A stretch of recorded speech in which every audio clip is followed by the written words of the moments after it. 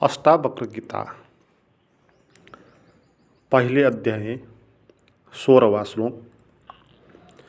त्वया व्याप्तमिदं विश्वं त्वयि प्रोतं यथार्थः शुद्धबुद्धस्वरूपस्योतं मा गम क्षुद्रचित्तताम्।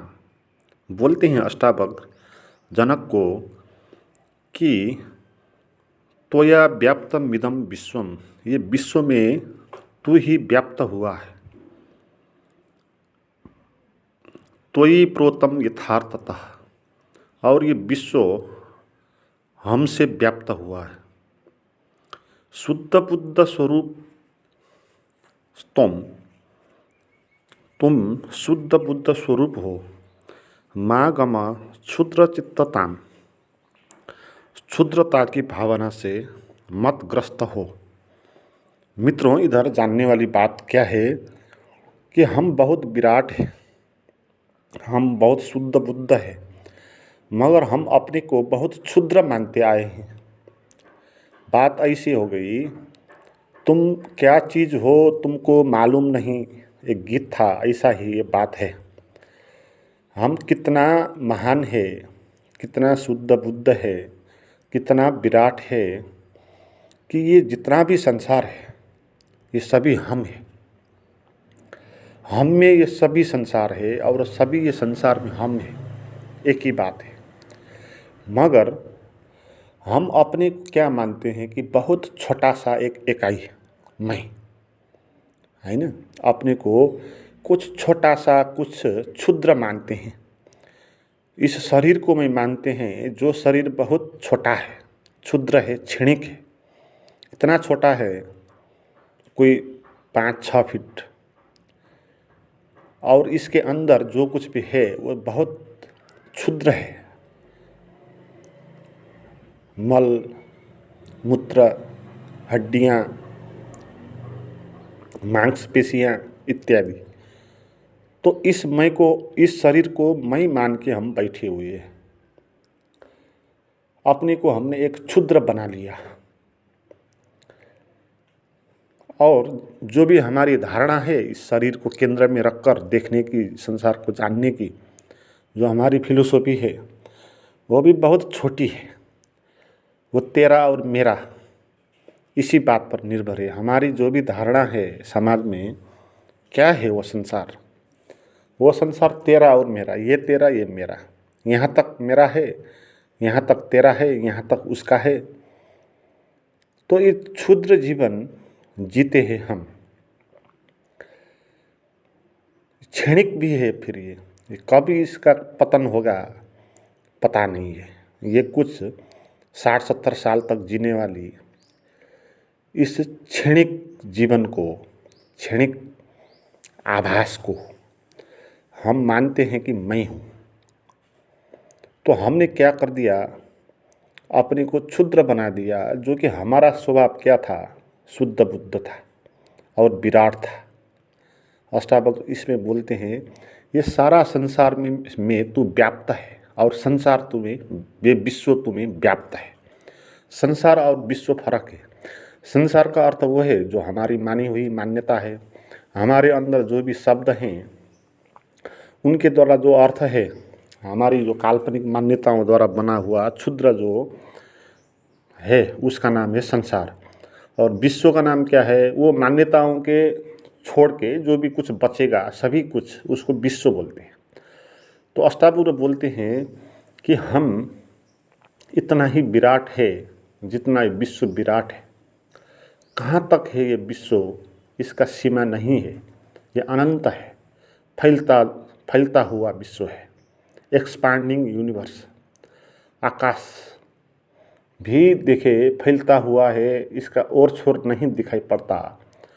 तो हमारे अंदर का जो आकाश है वो भी इसी तरह का अंतहीन, और छोर नहीं है इसमें भी। और ये संसार हम तक पहुंचा है, सभी तरह है, इसलिए हमारे भीतर भी वो है, फैलता है, हमारे वहाँ तक आया है ना। हमको भी उसने जोड़ा है, हम ही वही है। तो हमारा होना एक बहुत विराट है। मगर हमको पता नहीं है हम कितने विराट है। हम अपने को बहुत क्षुद्र मानते हैं, एक इकाई जो कुछ कर नहीं सकता, जो कुछ बूझ नहीं सकता, अज्ञानी, क्षुद्र, इस तरह हम अपने को लेते हैं। मगर आदमी के अंदर कितने हैं। भौतिक दुनिया में भी आप देखें, एक आदमी अपने को जितना मानता है उससे बहुत ज़्यादा वो होता है ना। वो अपने को बहुत क्षुद्र, दुखी, दरिद्र माने तो भी वो होता नहीं है। जब आवश्यकता पड़ जाती तो वो अपने को धनी, संपन्न, प्रतिष्ठित ये भी बना सकता है। तो उसके अंदर की क्षमता बहुत है। अगर कुछ करने का इरादा उसने किया हो और वो बहुत बड़ा काम कर सकता है। मगर ऐसे भी आदमी है जो अपने को नपुंसक की तरह देखते हैं, वो कुछ नहीं कर पाते, ऐसे ही बैठे रहते हैं, है ना। मगर उनके अंदर भी क्षमता थी, सभी के अंदर क्षमता है। मगर कुछ लोग इसका उपयोग करते हैं और बड़ा महान हो जाते हैं, कुछ लोग जानते नहीं है और क्षुद्र होकर रहते हैं। मगर क्षुद्र कोई भी नहीं था। हर एक आदमी विराट है, अनंत है। उसके अंतरतम स्वभाव को देखें आप तो वह शुद्ध है, बुद्ध है। तो मित्रों, अपने को इस तरह क्षुद्र मान के हमने अपने जीवन को एक चमचे में ला दिया। जैसे एक सागर, बहुत बड़ा सागर है, उस सागर को छोड़ के हमने एक चम्मच में अपना सागर बना लिया और उसी को जीवन मानने लगे। तो बोलते हैं क्षुद्र चित्तता मागम क्षुद्र चित्तता, छोटेपन की भावना से ग्रस्त मत हो। अपने को छोटा मत मानो। अपने को छोटा मानना भी अहंकार है, अपने को बड़ा मानना भी अहंकार है। तो मानना नहीं, जानना है ना। आगे वो बोलते हैं निरपेक्षो निर्विकारो निर्भर शीतलाशय अगाध बुद्धि रक्षुब्धो भवचिन्मात्र वासना। हम क्या हैं? निरपेक्ष, इच्छा रहित, अपेक्षा रहित है, निर्विकार, विकार रहित, शीतल, निर्भर, शीतलाशय, शीतल का धाम है हम, अगाध बुद्धिमान है। तो ऐसा हम है, केवल चैतन्य की इच्छा वाले ही इसको जानते हैं, इसको जाने। चिन्ह मात्र वासना भव, अपने को ये चैतन्य जाने, इसकी इच्छा वाले हो जाए। तो आगे का श्लोक में ही ये बात आ गया था। आगे वो बोलते हैं साकार मनृत विद्धि निराकारं तु निश्चल एत तत्वोपदेशेन न पुनर्भव संभव। आकार को असत्य मानो और निराकार को निश्चल जानो, स्थायी जानो। आकार और निराकार ये दोनों बात, जो चीज़ भी आकार है वो अस्थायी होती है, उसका आयाम होता है, उसमें लंबाई होती है, चौड़ाई होती है, गहराई होती है, उसका कलर होता है, वजन होता है, और वो अस्थायी होते हैं, वो बदलती है वो चीज़ें। मगर जो निर्विकार है, जिसका कोई आकार नहीं है, वो चीज़ नहीं बदल सकती, क्योंकि बदलने के लिए उसके अंदर कुछ तत्व नहीं है।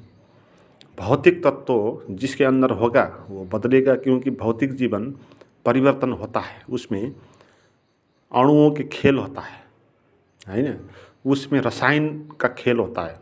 तो इसलिए वो जवान होता है, वृद्ध होता है, उसका जन्म होता है, उसका टूटना होता है। तो भौतिक चीज़ें इस तरह की होगी, क्योंकि उसमें आकार है, उसमें कुछ पदार्थ है। मगर आत्मा क्या है? निर्विकार है, निराकार है, उसका कोई आकार नहीं है। इसलिए वो चीज़ स्थायी होगी, वो सदा एक होगी, उसमें बदलाहट नहीं आएगी।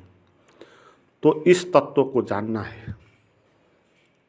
एत तत्वोपदेशेन, इसको समझने के बाद न पुनर्भव संभव, फिर से जन्म लेना फिर संभव नहीं है ना, क्योंकि अब जन्म लेने का कुछ कारण है नहीं। जन्म इसीलिए लिए थे कि इस निर्विकार को जानने के लिए, और जान गए और फिर आकार में उतरने का कोई आवश्यकता है नहीं। आप इसीलिए स्कूल गए थे ताकि सभी कक्षाओं को पास हो जाए। सभी कक्षा पास हो गया फिर आपको स्कूल जाना नहीं पड़ेगा। तो ऐसा बात है। यथैवादर्श मध्यस्थे रूपेन्त परितस्तुष तथैवास्मिन् शरीरे अंतःपरित परमेश्वर। जिस प्रकार दर्पण में प्रतिबिंबित रूप उसके अंदर भी है और बाहर भी, उसी प्रकार परमात्मा इस शरीर के भीतर भी निवास करता है और उसके बाहर भी। परमात्मा का स्वरूप दिखा गया। परमात्मा हमारे अंदर नहीं है, हमको लगता है हमारे अंदर है।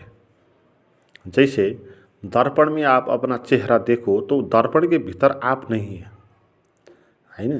दर्पण में आप दिखाई पड़ते हैं मगर दर्पण के अंदर आप नहीं है। वो एक पर्दा का काम करती है, आप उससे बाहर ही होते हैं मगर लगता है कि वो अंदर है। ऐसे ही परमात्मा भी हमको लगता है कि हमारे अंदर है, इसलिए हम आंख बंद करके भीतर उसको ढूंढते हैं, मगर वो शरीर हमारा दर्पण है। इस दर्पण में वो झलकती है आत्मा, इसीलिए हमको लगता है हमारे भीतर कहीं ये होनी चाहिए। इसलिए लोग ध्यान तपस्या इत्यादि करने में अपने भीतर में बहुत डूबने का प्रयास करते हैं, मगर भीतर और बाहर दोनों एक ही बात है।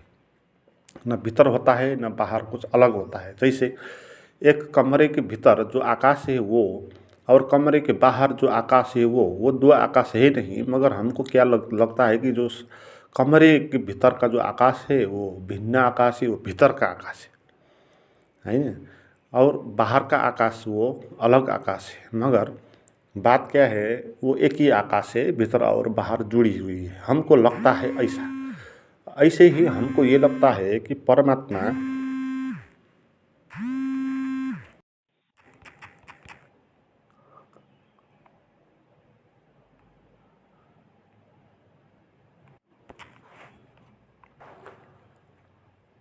अंतिम श्लोक पहले अध्याय के बोलते हैं अष्टावक्र, एकम सर्वगतम व्योमा बहिरंतर यथा घटे नित्यम निरंतरम ब्रह्म सर्वभूत गणि तथा। जिस प्रकार एक ही आकाश पात्र के भीतर और बाहर व्याप्त है, उसी प्रकार शाश्वत और सतत परमात्मा समस्त प्राणियों में विद्यमान है। ये बात हमने अभी की है कि आकाश एक ही होता है, 2, 3, 4, 5 ऐसे आकाश नहीं होते हैं, मगर जितना घड़ा है अलग अलग तो उसके भीतर अलग अलग आकाश मालूम पड़ेगा। कमरे में अलग अलग आकाश मालूम पड़ेगा, मगर वो मालूम ही पड़ेगा, हमारा भ्रम होगा, आकाश एक ही होगा। ऐसे ही परमात्मा भी हमको अलग अलग मालूम पड़ता है। बहुत आत्मा होंगे जैसे लगती है, दूसरे की अलग होगी, तीसरे की अलग होगी, मेरी अलग होगी बोलते हैं और अपने भीतर हम खोजने जाते हैं। मगर बात यह है कि ये आकाश जैसे ही परमात्मा भी हमारे अंतर आकाश की व्यवस्था है। ये भी भीतर भी है, बाहर भी है, ऊपर भी है, नीचे भी है, जहाँ सभी जगह फैली हुई ये आत्मा है और हम ये इतना विराट है। तो